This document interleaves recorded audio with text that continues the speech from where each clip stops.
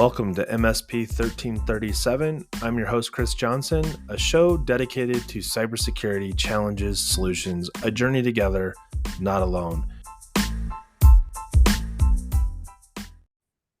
Welcome, everybody, to another episode of MSP 1337. I'm joined this week by none other than Charles Love of ShowTech Solutions. Welcome to the show. Thanks, Chris. Appreciate being here. Hey, so over the 3 years that this podcast has been aired, we've had a couple conversations throughout that were tied to this time of year. Like, oh, wait, it's hurricane season. And you are, as you said, you're about 24 hours away from Hurricane, I don't remember the name, starts with an I. Yeah, it's hard to pronounce. We'll just say the I. We'll just say that the I hurricane, whether you're in the eye or not. So we were talking earlier about all the things that we're seeing happening in the industry. I've been talking about the trust mark. Almost, that's probably it's like a bad word almost for me. Like, oh, Chris, put the quarter in the swear jar, right? Like I say it all the time. That and CIS, those are, and then if you're not focused on what we're doing, maybe you're using the CMMC comes out of your mouth a lot, and maybe you should put a quarter in the swear jar. But today, as I think about all the things you asked me earlier, like, Chris, what's been top of mind? What's been the theme? And I said, everything from don't let the tool, define what you're doing. It's an enabler. And you brought up an idea that I think is really where it's at. And this is a perfect time of year to talk about it. If you're going through a framework, whether it's CIS, so let me just clarify, we probably should just give a title to this. I have used a framework. I am now in the storm. Fill in the blank of what storm it might be, that you need to implement what you've been working on for the last 6 months, the last 5 years.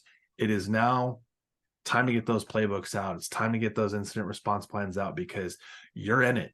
And so today is a casual conversation around how do I prepare for that which I can't be truly prepared for, because you don't know what it's going to look like until it happens. So Charles, you've been kind of, when it's hurricane season, you generally don't get a heads up like the hurricane's here because it's raining. Hurricanes are tracked a little bit better than that. So it's not something like, oh, we had an earthquake and now you have to implement, right? There's a little bit of heads up. So obviously this is maybe that's a good thing, or maybe it just raises the level of anxiety. So Charles, over the last few days, I think ShowTech as an example, you guys have been really working on how do I make sure that I get the information out and that we're doing the due diligence. I mean, I'll just start with this question. Where do you even start? As I think about like CIS top 18, there's an element to almost every single one of those 18 controls that probably can come into play with what you need to sort of plan for as what you're about to roll out for what is expected to hit tomorrow.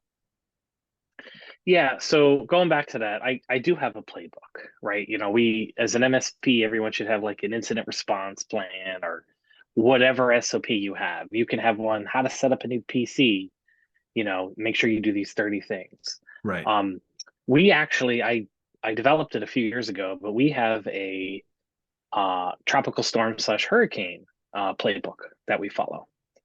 And like you said, we do get a bit of advanced warning. It's kind of a super duper educated guess as to where the storm will go. There's basically, for those who don't know, there typically in a storm like this, there's what they call the cone of uncertainty, which currently the cone of uncertainty is from Miami to the Panhandle, right? Which means that's that's a lot. Range. That's like a half day drive, right, to get from one to the other. It's from Tampa, it takes me 4 hours to get to Miami. So going the span between two time zones, I mean, Florida's quite large, right? So you just have to be prepared for that, because we don't want to be starting to say, hey, I should probably go get water 24 hours before the storm hits, right? But many do. But as far as the MSP goes, our playbook basically says, obviously watch out for the storms, right? Just kind of be prepared. I won't walk you through the whole playbook, but I can tell you a little bit about what we do. Well, let me ask a question before you go into your playbook. I would think based on what you said, and like, hey, it's 24 hours before the storm. Let's hit Walmart up and get a few cases of water. There's a good chance Walmart's out of water because all those that said, I need water, and they went and bought, an ungodly amount because that's totally relevant to needing it for the apocalypse as well as the current situation. So, do you have as part of your strategy we're always ready, and these are the things that we always make sure we have in inventory? Yes, for so when we talk about inventory at the office, I always try to keep things like spare firewalls, spare switches, all the necessities. Right. Um, I do tend to stock up a little bit pre-hurricane season, make sure I have a couple extra laptops and desktops just in Sure. case something happens, battery backups, that kind of thing. Um, I'll just as an aside note, everyone will laugh at this, but it is amazing the amount of people who think the little $100 UPS battery should last 5 hours, What? right? And not 5 minutes at the most, right? Like, I don't understand. We bought that UPS. Why didn't it keep our business running? Because it That has a battery that's about 3 inches big. it's smaller than the one in your cell phone. Yeah, exactly. It's always fun. But we try to keep stock of stuff, but obviously with the amount of customers that could be affected, there's only so much we can do. I can't Sure. stock up 30 grand worth of stuff, right? Um, but going back to the water situation, you're right. A lot of times it is too late. Um, we did get a call the other day saying, like, from a non-managed customer, somebody who just like calls us when they need us. Hey, I'd like to talk about some hurricane prep. I'm like, yeah, uh, that should have happened 2 months ago. Right. Right? Like as customers are getting ready and moving people out of the office, now is unfortunately not the time. But I helped them. I gave them some advice, right? Things like that. Um, but you really need to start planning this stuff in the summertime. Update your plan, make sure it's good, make sure your customers know what the plan is too. Right. This is I don't want to say this is what I'm about to say, but it includes what I'm about to say. And that is the responsibility matrix. Who's responsible for Yeah. what in this equation? And part of it is, if the client communicates to you that they've already evacuated their office and they're planning to all work from home, and they tell you after they've done it, that's not very responsible. Yeah. Yeah. So the customers that we have on fully managed, we typically know what their plan is. But sometimes they'll write it out till the wheels fall off, right? There's a Unfortunately, there's a stigma, I guess you could say, in Florida where it's not going to hit us. It's not going to hit us, Right. right? And even last year, there was a storm barreling. It was supposed to hit Tampa. Supposed to hit Tampa. We were braced. We had the family in the bedroom, all that kind of fun stuff.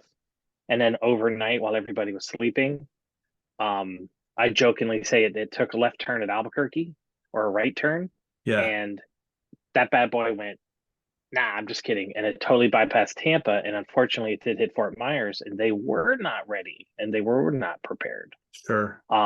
Because all the indications from all the meteorological, things, all the spaghetti models all said Right. Tampa. And it's like, nope. But the cone, again, all of Florida, right? So it's like they don't know. They make best guesses, but things change. So you got to be prepared for that. Like, you don't gamble really with these kind of odds, right? Like, you don't go, I'm going to let it ride on red because the cone says, I'm putting my life savings in here. So if you wouldn't put your life savings in there, why would you not do something that says I'm at least somewhat prepared? Yeah, and people just have to understand that cone is the cone for a reason, right? Like if Texas is not in the cone, then they probably don't have to worry. I say probably, right? Because the thing could make a left, right? You never know. But you just got to be prepared, right? Obviously, if you're in Texas, you're not boarding up if it's pointed toward Florida, Well, I mean, this right? comes back to, business impact analysis, risk assessments. Those are all important things. And, when we think about it in the cybersecurity space of what's reasonable, we don't go and say, well, I saw Log4j on this one asset. We should drop everything that we're doing, spend $10,000 and replace that NAS right now because it's a high risk. What's the probability that it's actually going to happen to them?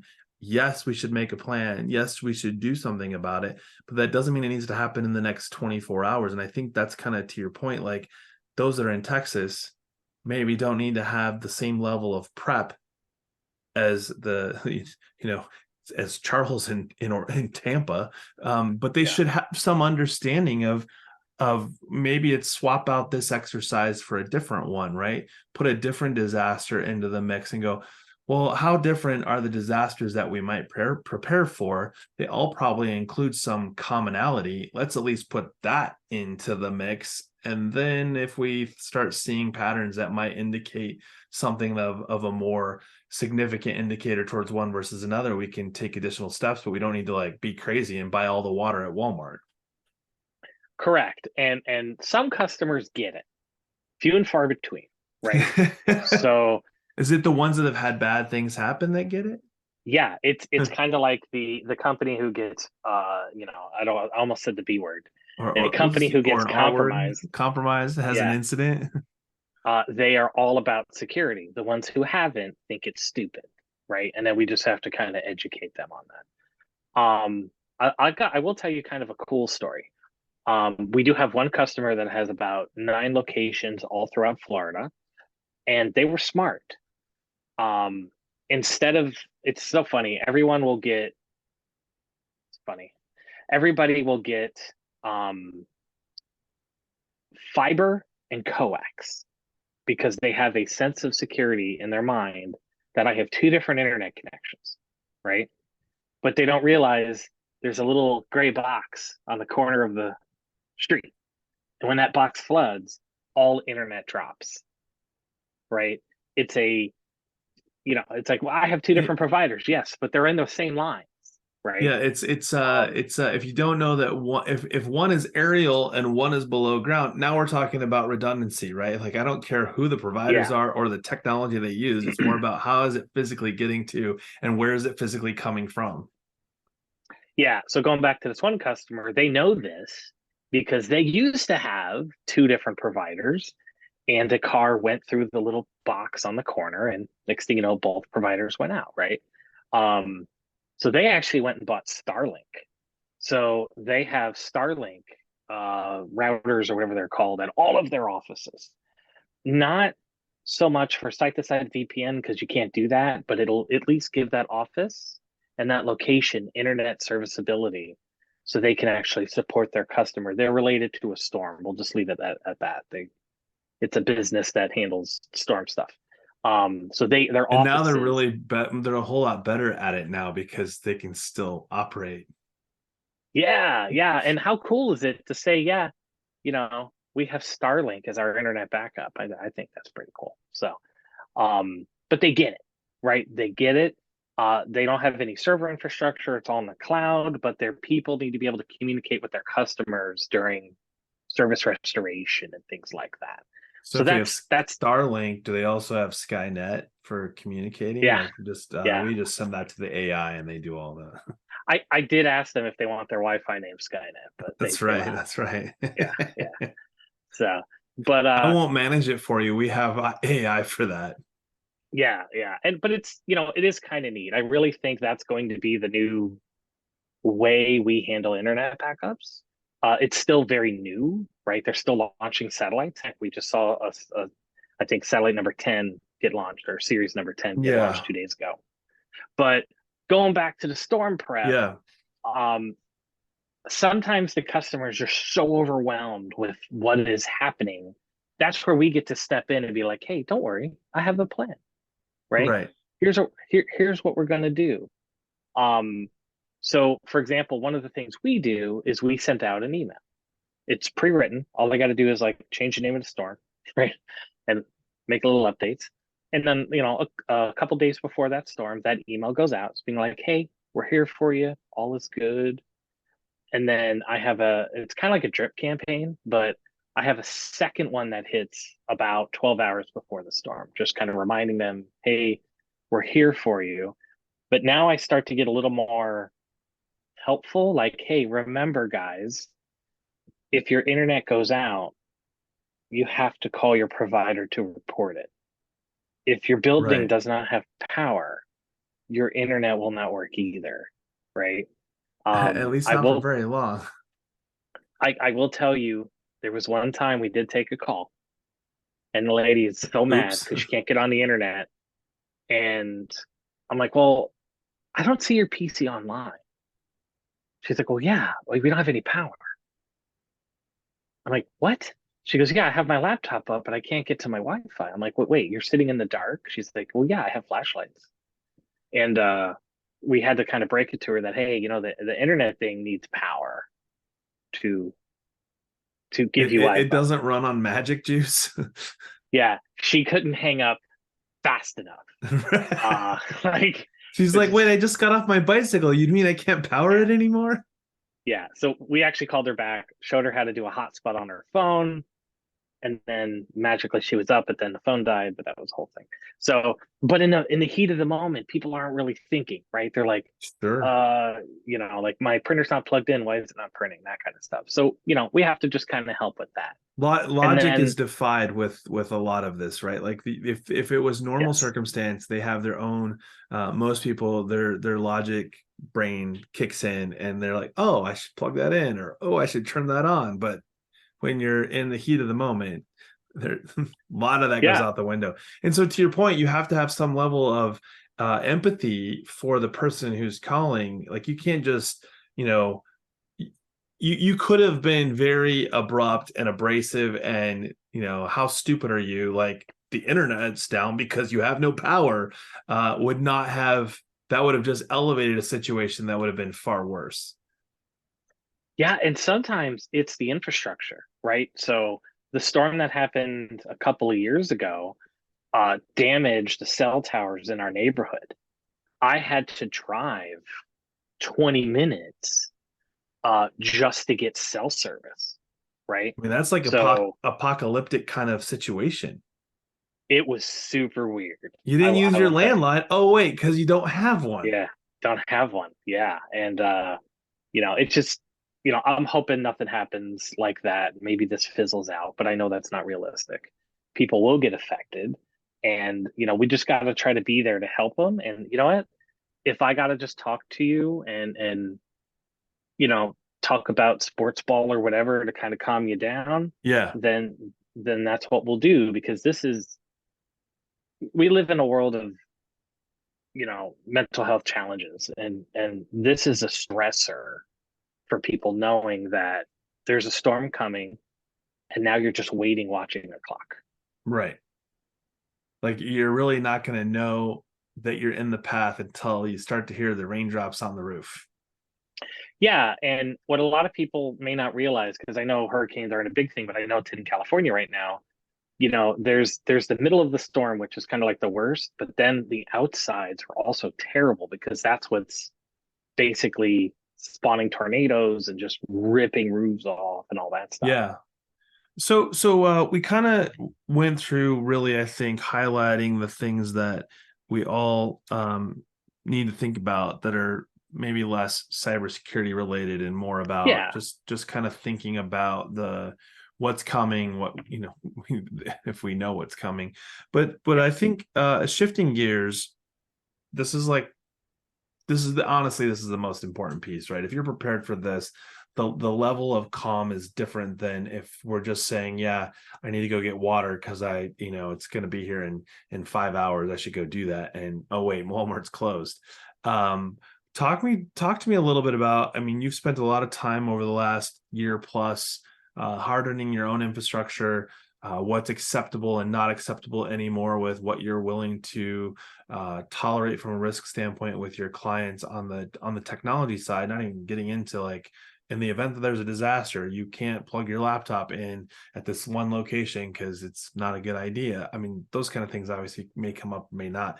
But talk to me about we're planning for this disaster or this event that you know is going to have a direct impact to business, what does it look like when you're talking through that prep part that's more about, we talked about, like, you said, having inventory. I've got spare firewalls, spare laptops, things that I might need in the event that I can't either get to a store because a store can't deliver to me because, roads are down or power lines are down, those kind of things. What does it look like? How do you go about preparing both internally and with your clients on saying things like, hey, if you end up having to work from home, this is the checklist you're going to have to go through before you're going to be back to operational, kind of like what you said earlier in your story of the lady that you had to call back and say, here's how you get on your hotspot. And funny enough, if she would have had a battery or, like, one of those bricks that you can have that you can recharge your phone off of, she probably could have gone, 24, 48 hours without ever having to worry about getting back on power. For sure. And one thing, oddly enough, COVID helped. I know that sounds weird. Sure. But for the bulk of our customers, we were able to really define their work from home policies during COVID because, we had to do things we probably wouldn't normally do, right? Yeah. Just to get people up. And then after that whole thing passed, and we use a documentation system, and we actually have a work from home asset in there so that we know what the customer's rule is. So I'll give you an example. I have a law firm, and it says, hey, if any attorney calls in and you can validate that they're an attorney, you are pre-approved to give them remote access using these methods, right? On their corporate device, right? That's the gotcha, on their corporate device. So we're not putting VPN on somebody's home PC at that customer, right? And we have that. And in some cases, we do have customers that allow personal devices to access the VPN for one reason or another. And for those customers, we do have, basically an email. In some cases, we have a waiver stating that they understand that these PCs are not managed, have no security, and are a risk. And the customer is saying, I understand this risk. I don't care. They need to work, right? That kind of thing. Right. So in the eyes of an MSP, we got to be super careful, right? So we leverage things like zero trust firewalls and all kinds of crazy apps, and we use virtual desktops. So I don't care where the techs are. They could be in Tampa, they can be in the Bahamas, they can be in Europe. They're going to be on a secured connection to a trusted set of IPs, and everything they do is encrypted. So we're not running into that. Well, we have to quickly install RMM agent on people's home PCs. Everybody has a corporate machine that uses a virtual desktop, Gotcha. very secure, and funny enough, are walking through getting ready for the CompTIA Trustmark and for CIS helped us have a better foothold so that when we do activate work from home, it's business as usual. We're just not physically in the office. Right. Which kind of goes back to what you said about what COVID kind of prepared us for, or what we were unprepared for that we won't repeat again. Correct. And it's all about just getting people ready and comfortable, and making sure that if you are connecting in from a remote asset, like a home device or whatever, that there's a secured way to do so. It's firewalled off, there's some kind of agent on the machine, that kind of stuff. Not to trivialize this, but for those that maybe were at ChannelCon or have heard Scott Augenbaum present or read his book, The Secret of Cybersecurity, if 90, it's in the 90s, I won't try to figure out the exact percentage again, most bad things that happen could have been prevented with basic cyber hygiene. And I think largely what you're describing, triggered by disaster or otherwise, if we think with a cyber hygiene mindset, it's really not that inconvenient to operate in a more secure fashion than what we were used to doing, which was, it's all about me and I can't be inconvenienced with having to blink twice and rub my belly and my head at the same time before I can log in. You can learn to do these things, and pretty soon it'll be a habit and you'll do it without even thinking about it. Change is hard. what we know isn't hard is recognizing that a hurricane is coming. If you live in Florida, you no longer go, oh man, a hurricane. I don't know what to do. I don't know what that is. I'm going to panic just like all of those that are going to go by water at the last minute. If they have somebody like ShowTech in the equation, that is not the case. Yeah, it's all about communication with the customer and having a plan so that we know what's what. Um, so I'll give you another example. One of the questions I have on the work from home policy is the building locked down during a storm? Um, because of mag locks and things like that, there are some buildings in the Tampa Bay area that when the storm comes, they make sure everybody's out of the building and they literally chain the door, Yeah. right? So even if you wanted to get into the office, that ain't happening. But if you were already in, you're safe because you can't get out. Yeah, you can't get out. Yeah. But so you so know, let's shrink the problem. Let's make this a we've talked about like it's a big deal. I mean, no joke, a hurricane is a big deal. I mean, we obviously saw like with hurricane happening in, Hurricane Hillary in the Southern California region. I mean, they understand earthquakes, but they aren't necessarily equipped for a hurricane. So we know how severe natural disasters can be, but what about little things? We had a laptop get popped, and so SOC kicked in, and they are like, "We see an anomaly. We're going to disable this guy's laptop." What are protocols that need to be in place for stuff like that? Because it just so happens that this person happens to be strong in the security space. He respects and understands that inconvenience. But what about, your clients that they're not in the IT, they're not security focused, have you had or done exercises with your clients to talk about things like, hey, we see an anomaly happening on your laptop, and I don't care that you're an attorney. We just disabled your laptop. yeah, and we've done that a few times. We what was it? Yesterday afternoon, one of the customers actually closed up shop and they left a very uh small amount of people in the office. And so what happens when employees are left alone in a building for hours? They start doing dumb things. And What? You we mean I'm not supposed to yeah, BitTorrent that movie? so we I respect the guy who was doing it, but we got a pop for a World of Warcraft installer. We're like, we're gonna say no and then always on that one. And then when he couldn't play WoW, he went to Hearthstone, and we're like, nope. And now he's trying to install, uh, Steam. No, so now we're calling the customer contact. Hey, this is happening. Turns out it was somebody's kid who they brought in, right? And the kid was trying to play games Like on the corporate perhaps device. even worse. Not perhaps, Yes, way worse. yes. So so when I called the customer, I was like, "Hey, I'm seeing all this stuff." And they're like, "That's weird. Let me call." So our customer contact called that employee, found out it was the kid doing it, and uh, funny enough, they had a laptop for the kid, but he's like he wanted a bigger screen, so he wanted to use the machine with the 27-inch monitor. So that's why he went over there. But you know, Wait, cable? yeah, well, they didn't want to touch it, right? Because they didn't want it to get Right. mad.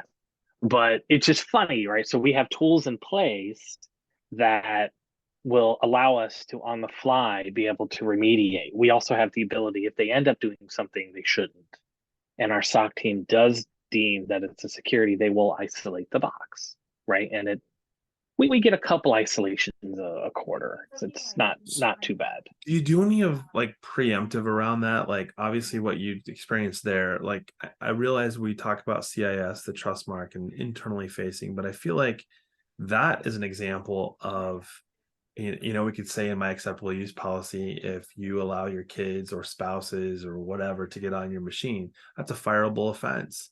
And I think that's different than you accidentally clicked on a link, right? There's a difference between Correct. being inconvenienced, knowing that it's an inconvenience, and then still choosing to go around, almost with malicious intent, right? Like, well, nothing will happen. It's not a big deal. It's like, it's not that much.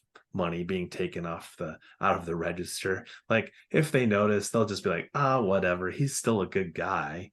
Um, have you done any like preemptive stuff, like where you encourage or help clients shape policy around some of that? And I don't mean policy as in like you should write a policy, but like, hey, can I see your acceptable use policy? Because we're going to be putting all this stuff into your environment. We're making changes for security best practices and to protect you. I would think like something like this would be like almost a direct violation of the engagement you have with them, and that would have been a billable item. Like, hey, you chose to allow someone that's not an employee here. We're providing IT services and a lift that should have been avoided because they don't work there. Yeah, it is a bit of a struggle and a challenge, right? Um, in this case, well, in that case, they claimed they didn't know the kid was doing it, right? So Um, that's a different problem. I have one question. I understand the part where the kid didn't know, but what about the part where how did he get onto the machine? Oh yeah, it's for sure. So like that was handled, Oh, you I took the don't think. post-it note off the monitor? Yeah.